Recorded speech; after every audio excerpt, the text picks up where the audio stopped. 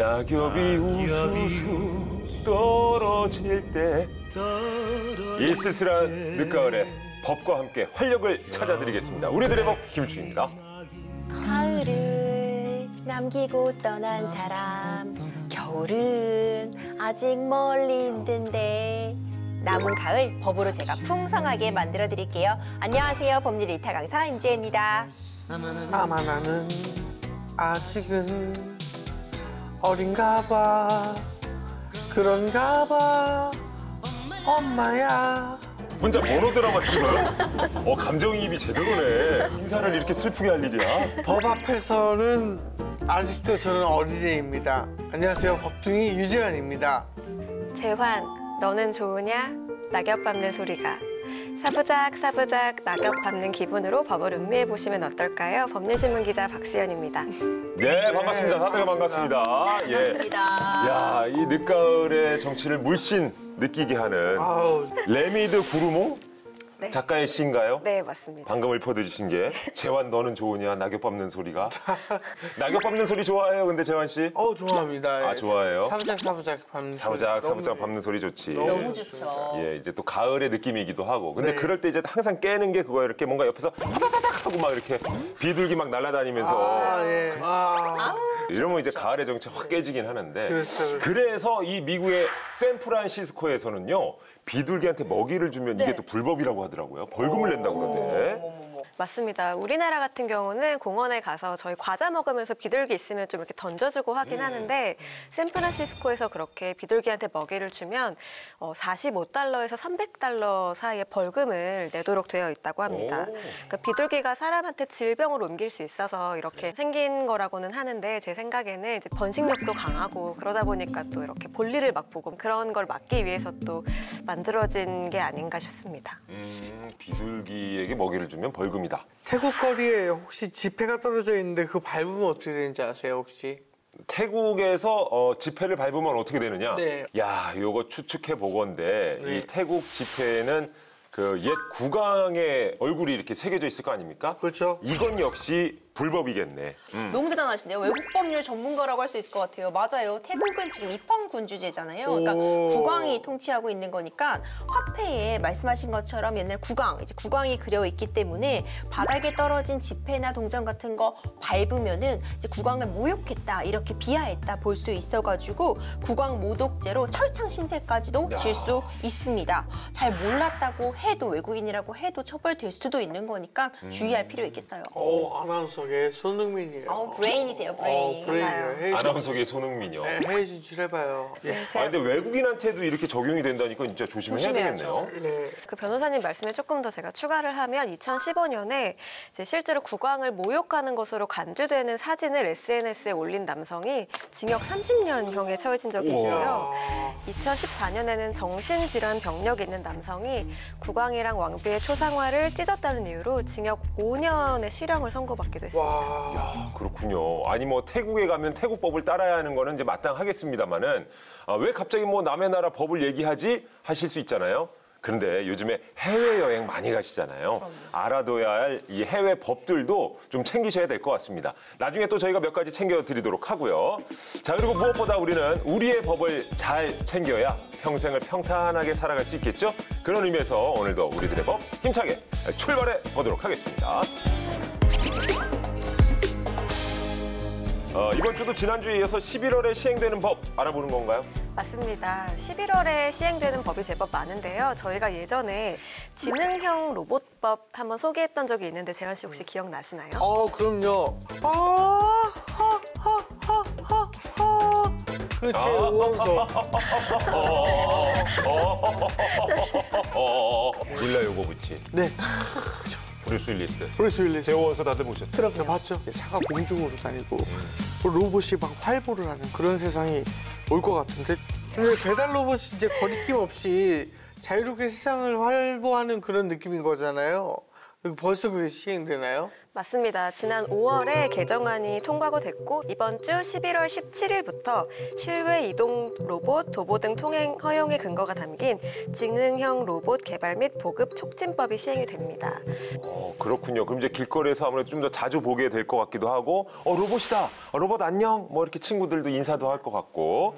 근데 이 녀석들이 이제 실수를 안 하고 잘 다녀야 될 텐데 시행 전에 꼼꼼히 좀 살펴야 할 내용이 뭘까요? 맞습니다. 이제 길 가다가 로봇 안녕 하는 시대가 이제 올 것 같은데요. 요즘 식당에서도 로봇들이 서빙해 주는 곳 많은데 사실 뜨거운 음식 같은 거 갖고 다니는 거 보면 저도 조마조마할 때가 있긴 했거든요.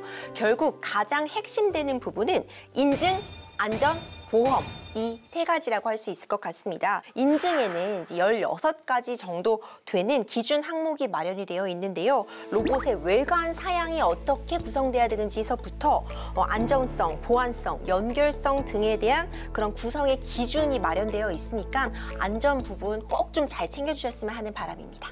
저는 가장 궁금한 게 이 로봇이 횡단보도 통행을 어떻게 감지를 할 것인가. 빨간불에 멈춰야 되잖아요. 그거를 인식하려면 그만큼의 기술력이 있나도 궁금합니다. 네. 맞아요. 횡단보도 통행 관련 기준은 5가지 조건을 만족을 해야 됩니다. 안전한 위치에서 신호를 기다리는 기능, 그리고 신호 인지 수단, 그리고 횡단보도 도착 시 보행 신호가 동시에 켜져 있을 때 기다리는 기능, 부딪힘 방지 기능, 보행 신호 시간 내 횡단 기능 등을 로봇에 적용을 해야지만 인증 심사에서 통과할 수 있다고 합니다. 그러니까 일종의 뭐 로봇 사전 오디션 같은 것이 이제 필요하다는 맞습니다. 얘기인 것 같고요. 뭐 인증, 안전, 보험 이 3가지가 중요하다라고 말씀을 해주셨습니다만은 실은 뭐 교통사고를 내고 싶어서 내는 경우는 없잖아요.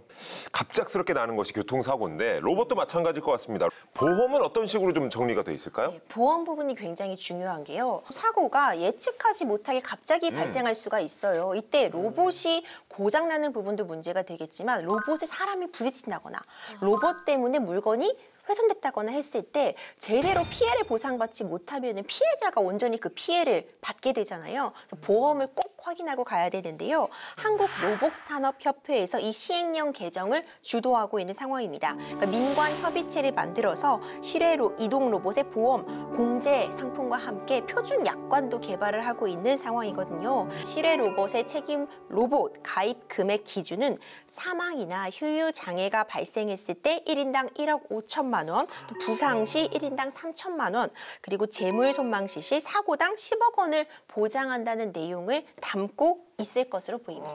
예, 큰 가닥은 이렇게 저희가 뭐 알 수 있겠습니다만 자세한 내용은 역시 보험 약관을 참고하세요. 그렇죠. 뭐 이렇게 갈 수도 있는 거겠네요. 아직 정확하게 정해진 부분이 아니기 때문에 가장 중요한 부분은 개별 가입 시에 보험 약관 꼭 살피셔야 합니다.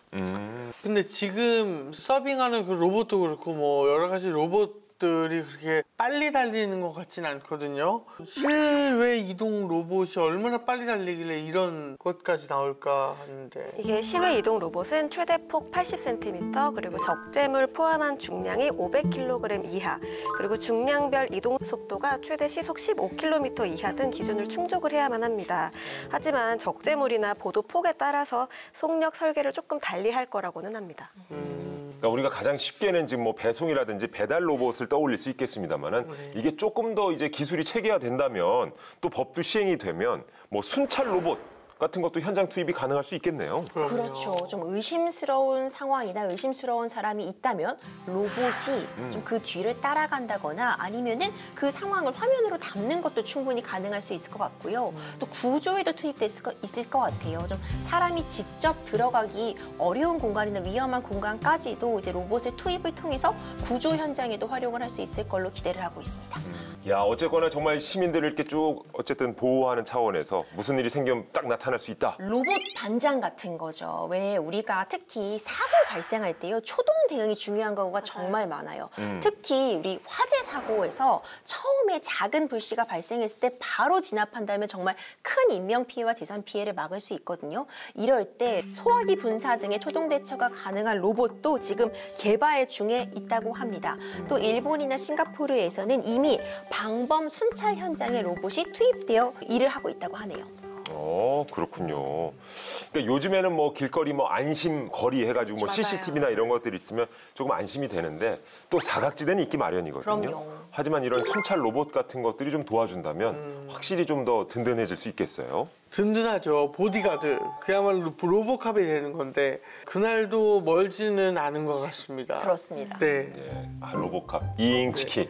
잉치키. 이잉치키, 이잉치키. 다들 아는군요. 그럼요. 로보캅 이잉치키는 저 예전에 틴틴파이브 형님들이. 갑자기 뭐 로보캅 얘기에 그런 얘기까지 나왔는데 참 이게 로봇이 진화하면서 그에 따른 법도 함께 진화를 하고 있는 것 같습니다. 자, 이번에는 진화하는 세상에 좋은 씨앗을 뿌려주는 입법자를 만나볼 순서인데요. 오늘의 주인공 화면으로 만나보시죠.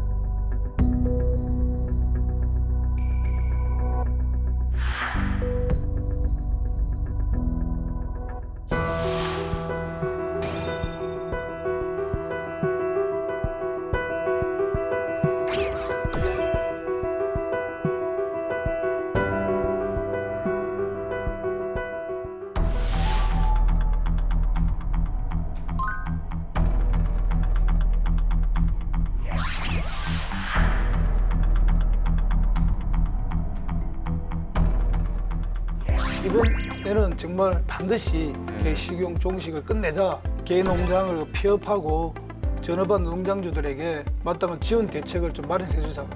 그리고 병사들이 택배나 우편물을 통해 가지고 몰래 대마초를 군대로 반입을 해 가지고 이제 영장을 받아 가지고 군대에 바로 입사하기 전에 또 입영 신체 검사 이래 봤는데 마약류 검사를 반드시 실시하도록 하는 가덕 신공항이 2029년까지 완공하기 위해서는 인원을 공단으로 일원화시켜서 이 사업을 추진한다면은 기일 내에 저희들이 완공을 할 수 있다고 저는 생각합니다.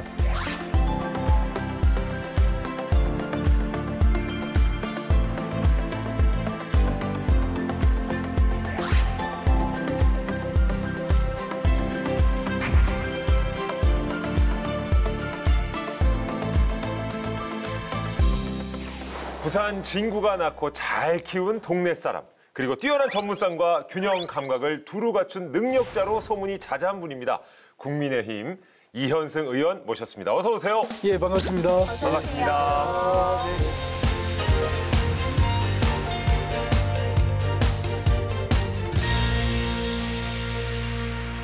실은 모시기 굉장히 힘든 분이라는 소문이 좀 자자하더라고요. 예, 제가 사실 그 방송 같은 출연한 것을 좀 잘 안 하고 있는데요. 예. 제가 이 자료들을 보니까 아주 훌륭한 많은 의원님들이 오셔가지고 정말 우리가 국민들에게 꼭 필요한 법들을 설명을 해주시는 거 보고 아, 제가 제안하는 법도 괜찮은 법이 있구나 이래 싶어서 제가 네. 한번 설명해드리기 위해서 이 자리에 나왔습니다. 아, 정말 감사합니다. 고맙습니다. 네.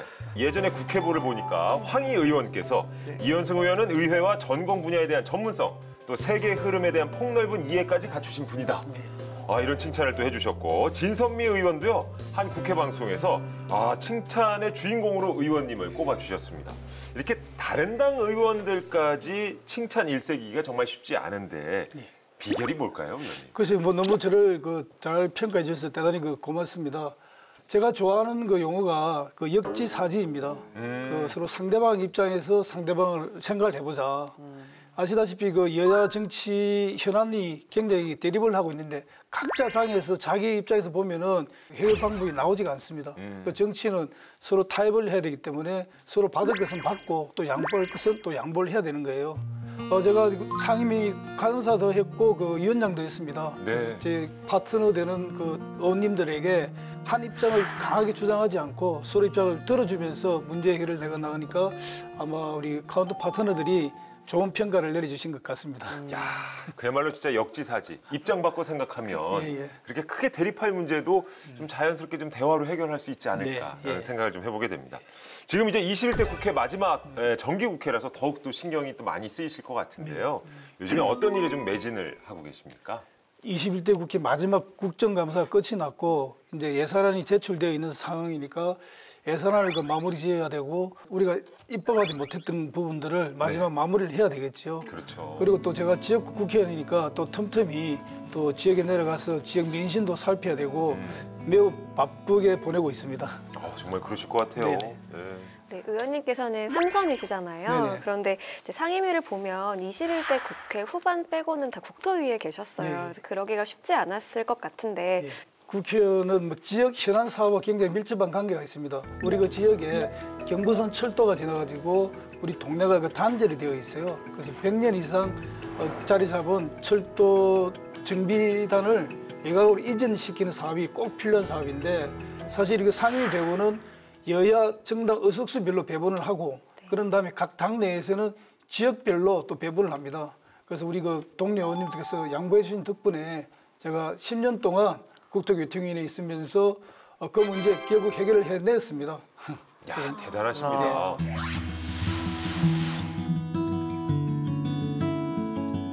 의원님 워낙 의미 있는 많은 법안을 통과시키셨겠지만 네. 지금 이 순간 특히 딱 떠오르시는 이거 정말 보람 있는 입법이었다 이런 법안이 있을까요? 하나하나 제 손으로 마련 법안이 다 중요하지만 그 중에서도 좀 제가 기억나는 거는 재선 시절에 그 추진을 했던 빈짓던 소규모 주택 정비 특별법인데 이게 재정법이에요. 처음 만드는 법입니다. 그래서 이 문제에 대해서 굉장히 많은 관심을 가지고 노력을 했는데 그 통과가 되었고 기억이 났네요. 예, 예. 서울에는 없고 비싸서 난리인데 집이 빈집이 너무 많잖아요. 예, 예. 네, 이 빈집을 사용하게 만드는 그 법안은 전 너무나 좋았다고 생각을 했습니다. 예, 사실 그 빈집이 도심에 있다 보면은 좀 혐오스럽고 좀 악취도 나고 또 야간에는 좀 우범지역 비슷하게 되거든요. 이걸 철거를 하려 해도 집주인이 동의를 하지 않으면은 할 수가 없었어요. 그래서 지방자치단체장이 통보를 하고 필요한 조치를 취하는데 말을 듣지 않으면 직권으로 빈집을 철거를 해가지고 주차장이라든지 화단이라든지 이리 밝게 조성을 할 수 있게 된 겁니다. 아니 그 말씀을 들어보면은 크게는 정말 이 국민의 안전, 국가의 안전을 위해서도 힘쓰시지만 네. 또 지역 사회를 위해서도 또 항상 또 돌아보시는 그런 역할을 해오고 계시는데요. 그래서 오늘 잡은 주제는 바로 이겁니다. 열어보겠습니다. 자, 이현승 의원님의 더 나은 미래를 여는 입법. 그 첫 번째 법안은요. 아니 개를 먹는 선진국이 있던가요? 바로 개식용 종식법. 이 개식용 금지 또 폐업 지원 특별법입니다. 아, 제목만 들어도 진짜 뭐 이제 저도 이제 애견을 키우고 있고 예, 반려동물도 많이 키우고 있는 재환 씨도 그렇고 굉장히 마음이 놓이는 법안이네요. 저는 반려인으로서 5마리나 되는 강아지를 기르고 있고 네. 또 저도 제가 그 말 하거든요. 얘 진짜 사람이다, 다 안다. 그리고 이 법안이 얼마나 고마운지 모르겠습니다, 진짜. 맞아, 진짜 식구죠, 식구. 네. 예. 예, 최근에 여야 의원 44분이 힘을 합쳐가지고 개식용 종식을 위한 초당적 의원 모임을 만들었습니다. 7월달에 저희 토론회도 가지고 이랬는데 정말 이렇게 힘을 모으게 된 배경은 지난 19대부터 국회 내에 동물복지 포럼이라는 게 있습니다. 우리 박홍근 민주당의 원내대표까지 지내셨죠. 저랑 이렇게 공동대표로 있으면서 몇 분의 의원들이 계속 모임을 유지해왔고 저희들이 이번에는 정말 반드시 개식용 종식을 끝내자. 그래서 이 모임을 발족시키게 되었습니다. 아, 그러시군요. 이게 반려동물 정말 1,500만 시대다라는 얘기도 나오고요. 개식용을 반대하는 여론도 굉장히 이제 많아지고 있고. 이제 우리나라는 더 이상 이제 가난한 나라가 아니잖아요. 옛날에 진짜 배고플 때 개를 식용으로 이렇게 키워가지고 그랬는데 지금 우리나라가 세계 경제 10위권으로 이렇게 발돋움을 했습니다. 이제는 이제 국격이 좀 바뀌어야죠. 또 지금 우리 2030 부산 엑스포라든지 다양한 국제 행사를 유치를 하려고 했습니다. 또 국제적인 인식도 좀 더 나아져야 되기 때문에 이번에는 반드시 이 법을 제정을 해야 되겠다 해서 추진을 하게 되었습니다. 저 개식용 문제가 벌써 화두된 지가 매 국회마다 있었던 걸로 알고 있는데 한 번도 결론이 나지 않았던 그런 기억이 있어서 왜 아직까지도 그거를 결론을 못 내나 저는 그게 항상 궁금했습니다. 저는 정부에서 좀 더 적극적인 의지를 가지고 추진을 하면은 개식용을 종식시킬 수 있지 않을까 저는 그렇게 생각하는데요. 지금 현재 보면은 사육장 보면 밀집해가지고 우리 못 먹는 잠밤들 거의 폐기물 수준에 가까운 것을 먹이고 있잖아요. 네. 또 허가받지 않는 시설에서 도축을 하고 분양 유통하는 과정에서 불법적인 요소가 굉장히 많이 있습니다. 그래서 동물보호법이라든지 건축법 또는 가축 분노 관리 및 이용에 관한 법률 등등을 제대로 적용을 해서 단속을 한다면은 이 논의가 이리 오래 끌지 않았을 거라 저는 생각을 합니다.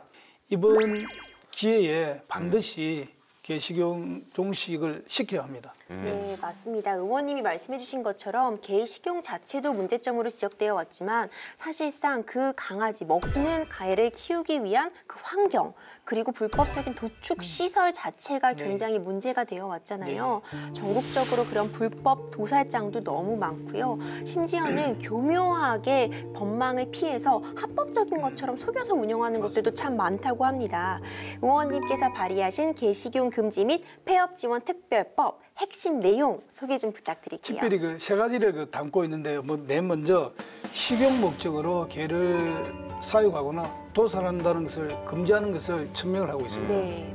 그다음에 그 두 번째로 국가나 지방자치단체로 하여금 개 식용 종식에 대한 그 기본 계획을 수립을 하라라고 이렇게 되어 있고, 그다음에 마지막 세 번째로는 개 농장을 폐업하고 전업한 농장주들에게 마땅한 지원 대책을 좀 마련해 주자. 저는 그 세 번째 방안에 좀 방점을 두고 있습니다. 다른 의원님들께서도 비슷한 법안들을 많이 제출해 놓고 있는 상태입니다. 예. 맞습니다. 이게 뭐 단순히 이제 종식만을 시킨다면 이제 폐업을 했을 경우에 지원 대책이 없다면 그런 분들도 또 어려움을 겪을 수 있으니까. 실제로 2021년에 농림축산식품부 내에서 처음에 좀 논의되다가 좀 지지부진해졌어요. 그 이유가 업계 종사자들은 자기들 생계가 달린 문제잖아요. 그러니까 그 사람들이 양보를 도저히 안 하는 거예요. 그래서 그분들처럼 합법적으로 업을 운영하는 사람들에게는 정말 그 제대로 된 그 지원 대책을 마련해가지고 유인한다면은 따르겠다라는 생각이 들어가지고 이번에 이 법안을 제출하게 되었습니다. 네. 야, 그러니까 이 법안에도 역시 역지사지가 들어있는 거예요, 그죠? 네. 그런데 이제 현재 뭐 개농장이 없어진 것처럼 보이지만 전국에 또 그렇게나 아직 숨어 있는 곳이 많다고요, 박 기자? 맞습니다. 농림축산식품부에 따르면 전국에 신고된 개 사육장은 200여 곳으로 돼 있는데요. 동물권 단체랑 육견협회에서 추산하는 식용견 규모는 전국적으로 100만에서 200만 마리로 얘기를 하고 있습니다. 하지만 개 농장의 경우에는 되게 깊은 산속에 있거든요. 네. 그러니까 더 이제 규모가 크고 숨어 있는 곳들이 많을 것이다 이렇게 좀 보고 있고요.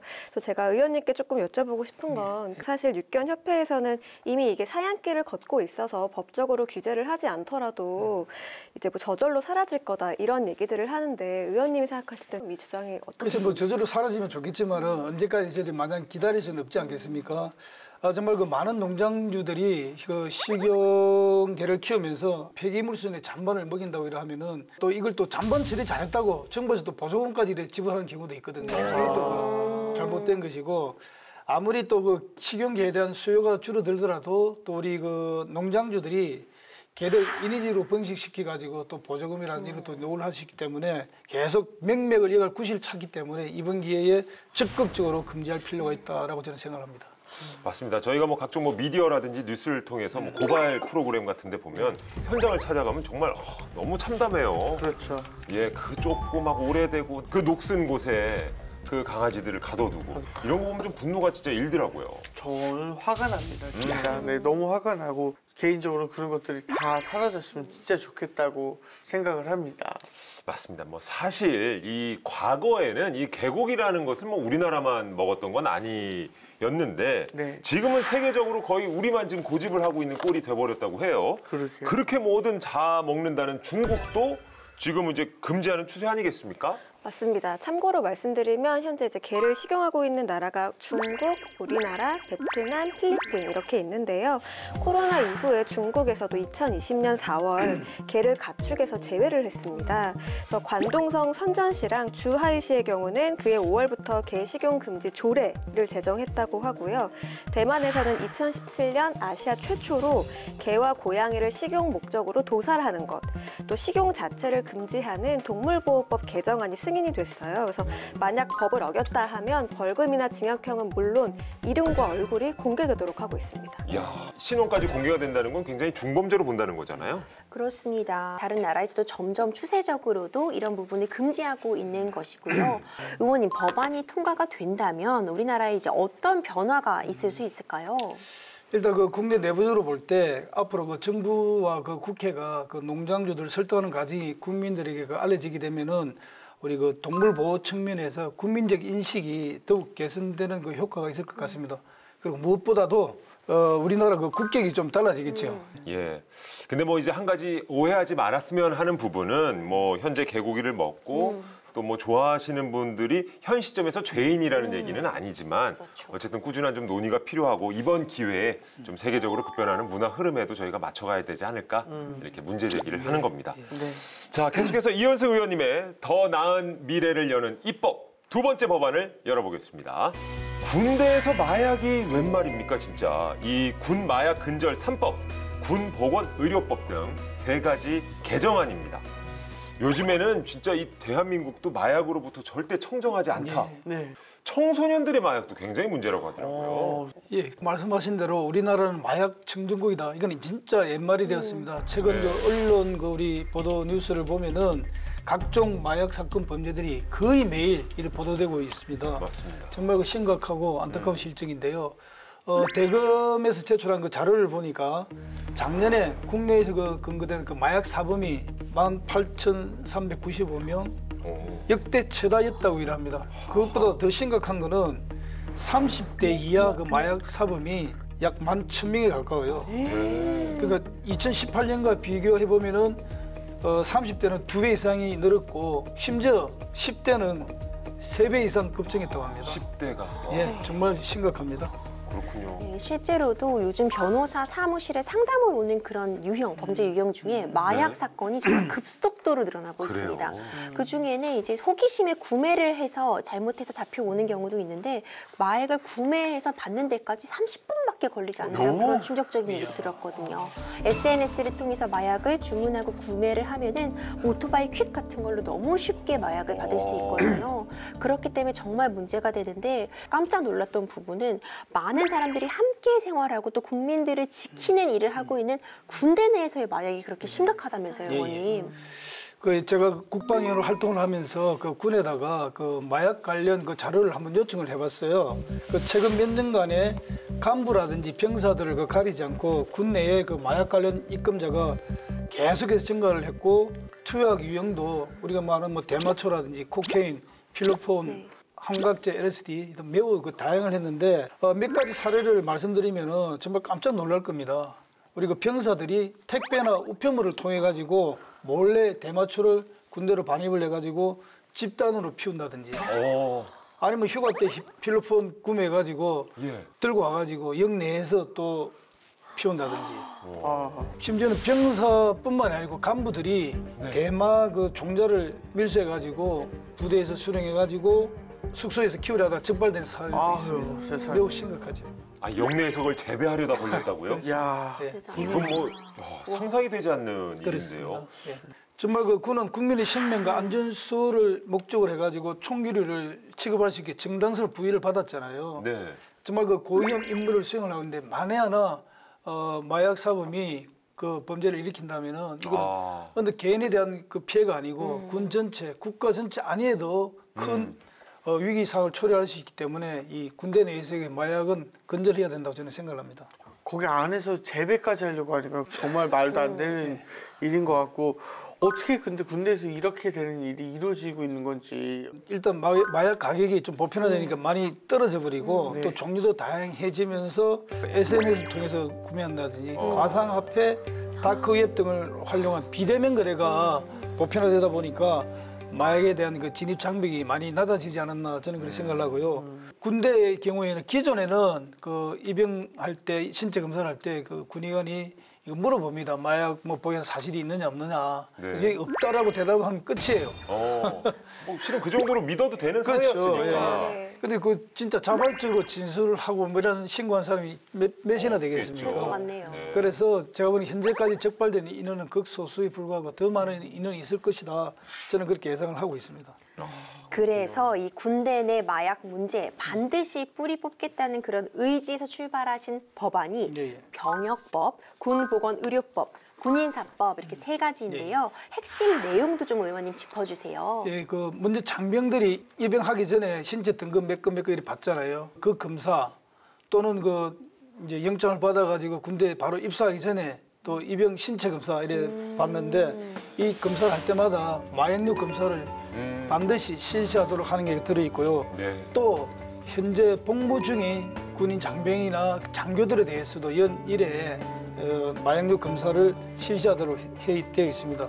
그리고 또 마지막으로 마약, 대마, 향정신성 의약품 중독자를 군 간부의 그 임용 결격 사유로 제가 이 규정을 했습니다. 이미 그 사회복지사라든지 초중등 교사, 공무원 뭐 이런 거 임용을 할 때는 마약 중독자가 임용을 못하도록 되어 있거든요. 다시 한번 말씀드려도 이거는 뭐 지나치지 않을 정도로 국가 안보를 책임지는 군대에서 마약은 정말 근절돼야 할 것 같고요. 그렇죠? 이거는 반드시 법안 통과가 잘 될 것 같은데요. 어떻게 좀 보십니까? 예, 그 현재 그 국방위원회에서 그걸 법안을 심사를 하고 있고 이거는 여야 공이 다 여기에 대해서 동의를 하고 있는 만큼 법안 통과에는 저는 큰 문제가 없다고 보고 있습니다. 네, 예. 진짜 이건 반드시 통과가 돼야 하는 그런 법안이라고 생각을 합니다. 예. 자, 이제 이현승 의원님의 더 나은 미래를 여는 입법 세 번째 법안을 펼쳐보겠습니다. 가덕도의 더 나은 봄날을 위해 가덕도 신공항 건설 공단법입니다. 가덕도 가봤어요? 가덕도 가봤습니다. 가봤어요? 가봤습니다. 그래요? 촬영하면서 가봤는데 거기 그 암벽이라고 하죠. 예. 암벽이 수려합니다, 진짜. 너무나 멋진. 개인적으로 한국의 그랜드 캐니언이라고 소개를 할 만큼 그래요? 네, 바다 위에 떠 있는 암벽 진짜 가봤나 보네. 너무 아름답고 푸르고요. 또 예. 바다 물 색깔 있잖아요. 네. 이게 에메랄드 색이에요. 와. 네. 재환님이 말씀해주신 것처럼 가덕도가 부산에서 제일 큰 섬이기도 하고 아주 수려한 자연 경관으로 유명하죠. 네. 뿐만 아니라 이미 가덕도 신공항 특별법이 통과가 돼서 시행에 들어갔는데요. 이 법안 통과에도 또 우리 의원님께서 가장 큰 역할을 하셨다고 전해집니다. 이 신공항 건설 지금 어디까지 이루어진 건가요, 의원님? 예, 제가 국토위 간사를 하고 있을 때 교통법안 심사위원장을 하면서 이 법안을 통과시켰고요. 사실 코로나 이전부터 김해국제가 굉장히 혼잡을 했거든요.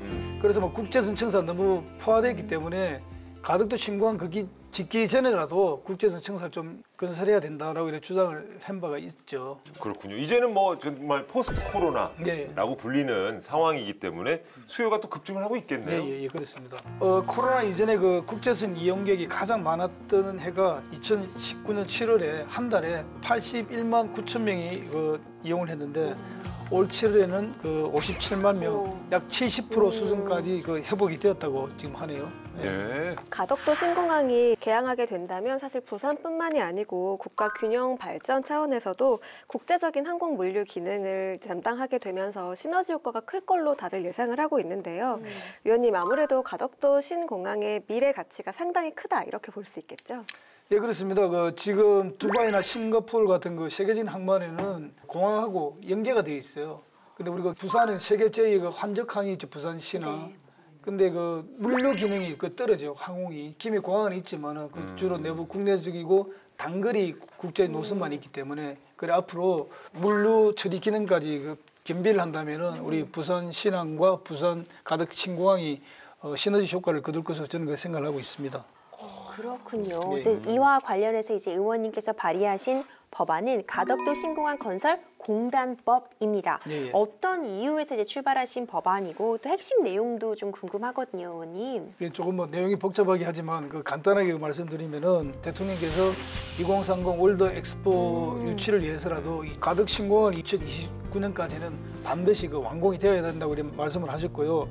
근데 이 공항이 건립하는 위치가 외해에 있어가지고 매립을 하면 굉장히 좀 공사가 어렵고 좀 공기도 좀 길어질 겁니다. 그래서 2029년까지 완공하기 위해서는 조금 빨리 패스트 트랙을 좀 밟아야 되는데 건설 공단이 없이 그냥 기존의 조직으로 한다면은 시기를 맞추기가 매우 어렵다고 생각을 하고 있어요. 그래서 관련 조직이라든지 인원을 공단으로 일원화시켜서 이 사업을 추진한다면은 좋은 결과가 있고 기일 내에 저희들이 완공을 할 수 있다고 저는 생각을 합니다. 네. 그렇다면 이 가덕도 신공항 건설공단이 만들어진다면 구체적으로 좀 어떤 부분이 해소가 될까요? 일단 공단을 설립을 하고 그다음에 공단이 신공항 건설 사업뿐만이 아니고 공항 관련되는 사업, 연구, 기술 개발 이것도 수용을 할 수 있고 또 사업 범위에다가 향후에 공항 건설 기술을 또 발전시키는 데에도 이 법을 좀 적용을 해보자 해서 규정이 되어 있습니다.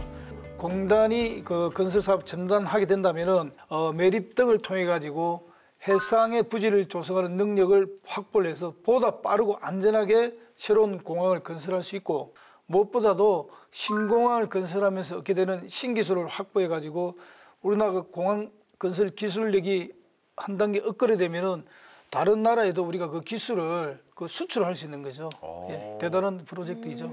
야, 저희가 뭐 아까 부르기를 가덕도의 봄날을 위해서라고 말씀드렸는데 가덕도의 봄날이 오면 정말 부산에도 봄날이 오는 거고 더 크게 본다면 세계 엑스포까지 유치를 하게 된다면 정말 이게 국익에도 더없이 좋은 그런 효과를 줄 거라는 그런 법안이라고 생각을 합니다. 아니 재환 씨가 또 성함풀이를 해왔어요? 우리 의원님의? 네, 그렇습니다. 예.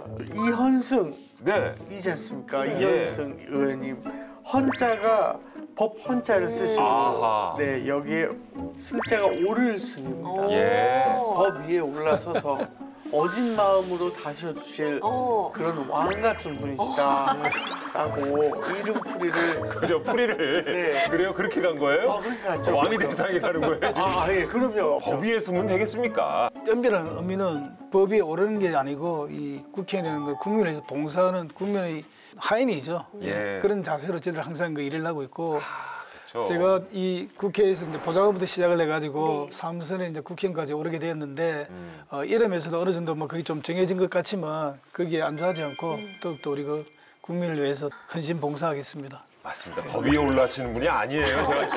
큰일 납니다, 그거. 같이 가시는 분이에요. 알겠습니다. 신부이죠. 뭐. 예. 신부를 입고 있더라고 말씀을 해주셨는데. 근데 저도 얼핏 지금 이제 화면에 비치는 모습도 보고 실제로도 뵀습니다만은 왜 이렇게 친근한가 했더니 제가 눈썰미가 좋거든요. 왜요? 저 박근영 씨를 배웠어요. 탤런트 닮으셨어요. 박근영 씨. 너무 닮으셨네요. 그렇네요.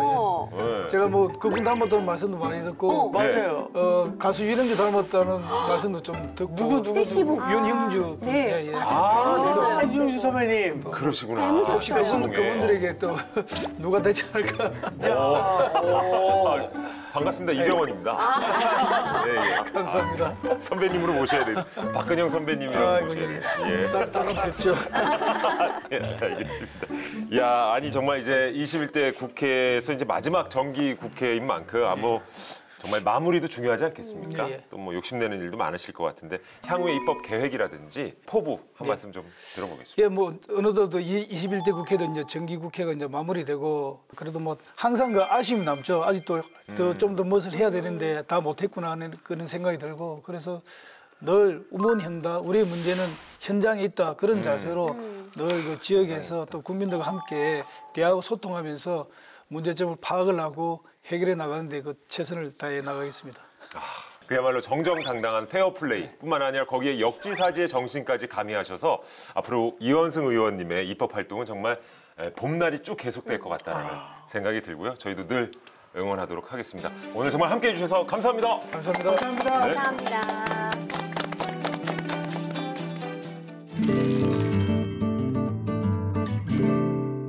법을 몰랐다고요? 법을 잘못 알고 있었다고요? 법을 제대로 읽는 방법을 알려드리겠습니다. 법 읽어드립니다. 가을날에는 왠지 뭐 어디론가 훌쩍 떠나야 할 것 같은 뭐 그런 생각이 들기도 하는데 캠핑, 뭐 맞아요. 차박, 맞아요. 뭐 이런 것들도 정말 많아지고 있는데 재환 씨는 어때요? 차도 큰 거 타고 다니던데 차박 해봤어요? 저 차박 해봤어요. 진짜? 네. 그 차박하면서 그 약간 수많은 감정과 여러 가지 생각 정리 등등 해서 그 누구랑 했어요, 차박? 그러게. 차박은 혼자 합니다. 네. 그래요? 같이 할 때도 있고. 알겠습니다. 뭐 친구랑 같이 할 수도 있는 거고. 차박하시는 분들 얘기 들어보니까 차가 차로서만 기능하는 게 아니라 아예 세컨하우스라고 하더라고요. 맞아요. 세면대에 막 변기까지 싣고 다니시고요. 뒤에 완전 매트리스 펼쳐가지고 누워서 푹 쉴 수도 있고 차에 없는 게 없더라고요. 대박이에요. 예, 확실히 좀 편리하게들 많이 나오는 것 같은데 하지만 일부 이 얌체 캠핑족들 특히 차박을 즐긴다고 공영 주차장에 오랜 시간 세워두고 자리를 차지하는 거는 이거는 조금 눈살을 찌푸리게 하는 게 아닌가라는 생각도 하거든요. 맞습니다. 이분들을 보면 좀 이렇게 공중 화장실 근처에 진을 좀 치시는 분들이 많으세요. 막 샤워도 하고 빨래도 하고 이런 일까지 하니까 사실 좀 부끄러운 상황이 좀 발생을 하기도 해서 이런 건 좀 자제를 해야 되지 않나 이런 생각이 듭니다. 야, 공중 화장실에서 샤워를 하고 빨래를 한다. 야, 말 그대로 공중 화장실이잖아요. 모두에게 열려 있는 공간인데 이렇게 개인적으로 쓰게 되면 확실히 이거 좀 불편함이 따를 것 같고요. 오늘 법 읽어드립니다가 바로 이 공중 화장실에서 벌어진 일을 소개해 드리려고 한다고 합니다. 자, 화면으로 만나보시죠. 아, 유해라, 보이느냐? 저 드넓은 광야가. 우리는 이제 지구 끝까지 가는 거야. 뭔 전기 오토바이로 지구 끝까지 가? 무리야. 노노노. 너는 이 후리덤을 몰라. 자유라는 건 말이야. 전기냐 기름이냐 그런 건 의미가 없어. 우리의 마음이 중요한 거지. 멈추지 말고 가는 거야. 형, 잠깐만. 얘가 좀 이상해. 덜덜덜덜. 멈췄다. 야, 뭐야? 너 충전 제대로 안 했어? 아, 이 후리덤이 박살나는 순간이구만. 아니, 어디 충전할 데 없나 좀 찾아봐봐. 저기 공중 화장실. 그래? 오케이. 공중 화장실로 가자. 저 충전 잘 되고 있냐? 내 에마가 살아나고 있는 게 느껴져. 근데 여기서 충전을 해도 되나? 어우, 시원하.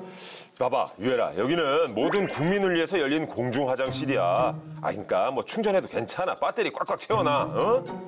걔 당장 멈추시오. 어머, 뭔 소리야? 아니, 왜 그러세요? 충전 좀 조금 하겠다는데. 미쳤어. 공중 화장실에서 오토바이 충전을? 제정신 아닌 거 아니야? 아니 여기 전기가 당신 거야? 당장 나가요. 경찰 부르기 전에. 아니, 웬 경찰? 저희 나쁜 사람 아니에요?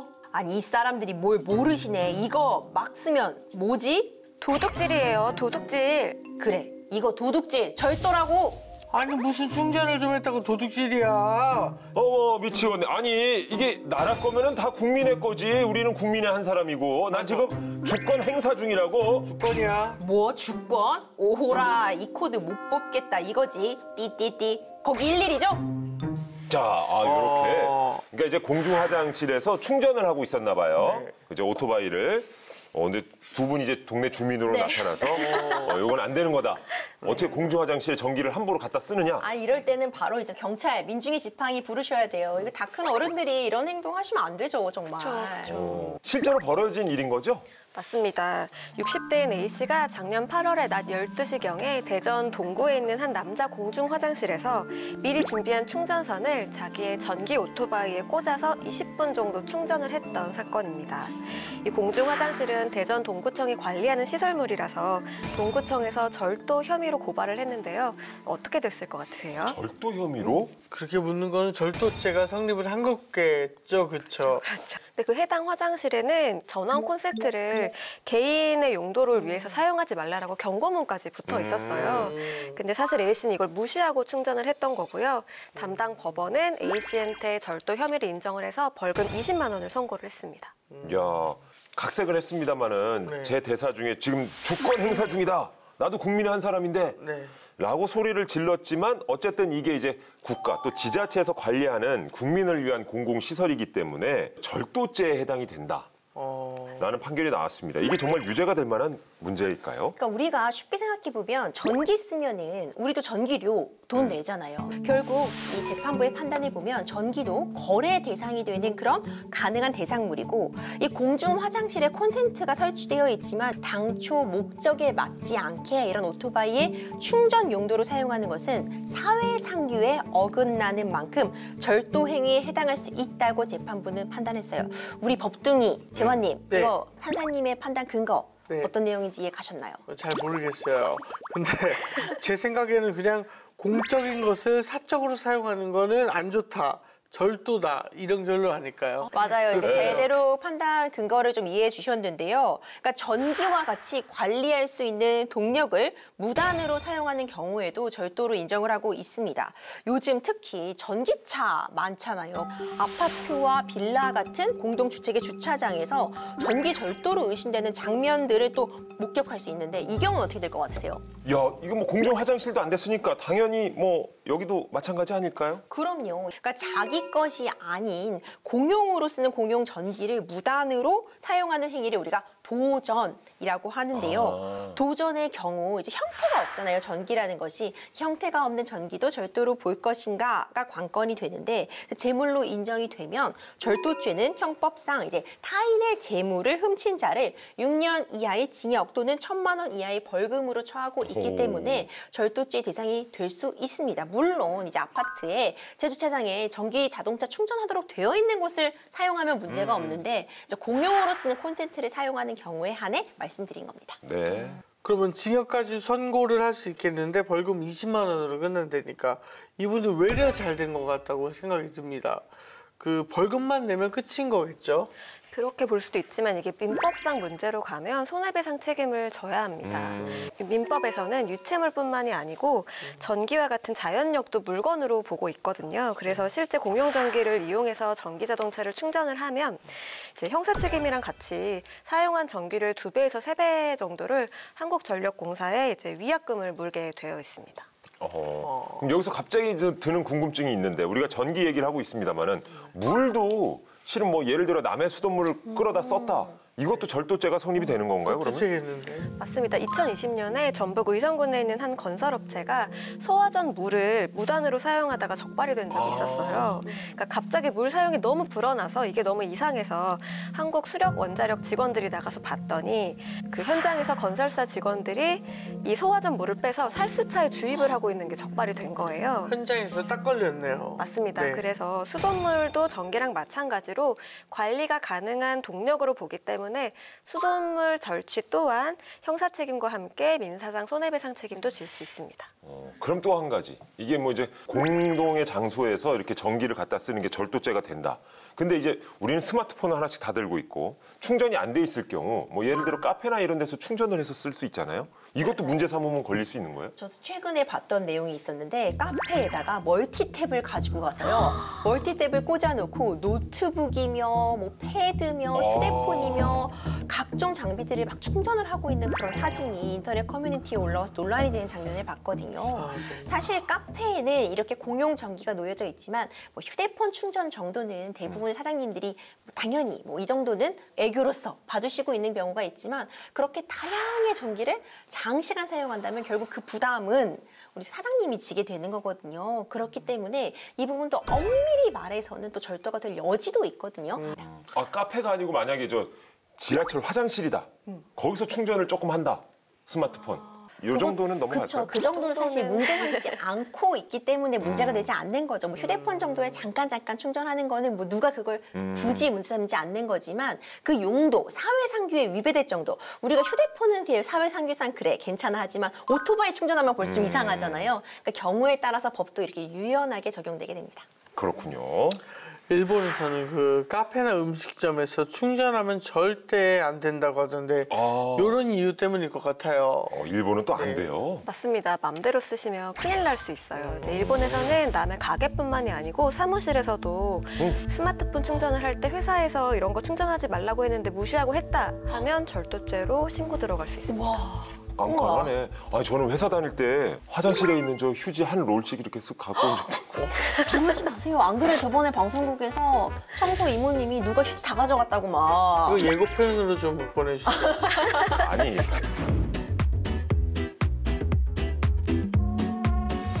어쨌든 오늘 법 읽어드립니다. 핵심은 이건 것 같아요. 전기나 수돗물 등은 재물이고 남의 재물을 탐하면 이제 벌을 받게 된다. 자, 저희는 다음 시간에도 방전 없는 법으로 여러분 삶을 100% 충전해드리기 위해서 다시 찾아오도록 하겠습니다. 저희는 다음 시간에 또 돌아오도록 하죠. 이만 물러가겠습니다. 우리들의 법 함께해요.